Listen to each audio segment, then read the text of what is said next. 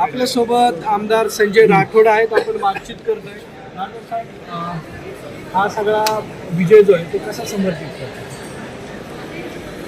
खरं तर राज्यामध्ये सन्माननीय एकनाथ शिंदे साहेब यांच्या नेतृत्वामध्ये महायुतीचं सरकार होतं आणि या सरकारने जवळपास 500 निर्णय हे सर्वसामान्य माणसाला केंद्रबिंदू मानून घेतले आणि त्याच्यामुळे प्रचंड उत्साह मतदारांमध्ये होता. मतदान केंद्रामध्ये तो पाहायला मिळाला आणि त्याच्यामधून एकनाथ शिंदे साहेब आणि महायुती सरकारवर विश्वास म्हणून जनतेने या ठिकाणी भरभरून आम्हाला सर्वांना आशीर्वाद दिलेला आहे. पण वेळोवेळी आरोप केले गेले, गद्दार म्हटले गेले, पोरादेवीचे महंत फोडले गेले, मग पोरादेवीचा आशीर्वाद शेवटी मिळाला.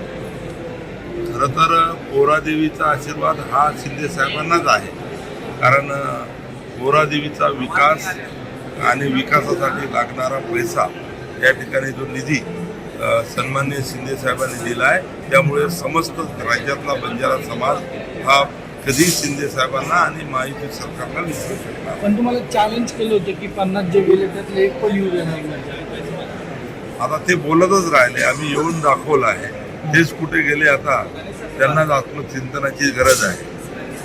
मंत्रिपदाची अपेक्षा जे एकनाथ शिंदे साहेब देईल ती जबाबदारी या ठिकाणी सोपली. नक्की एकनाथ शिंदे साहेब जेतील ती जबाबदारी स्वीकारेल असं त्यांचं म्हणणं आहे. सागरावर सांगते.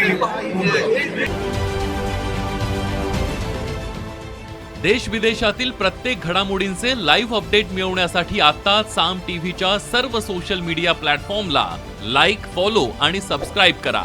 तसंच सर्व नोटिफिकेशनसाठी बेल आयकॉन प्रेस करायला विसरू नका.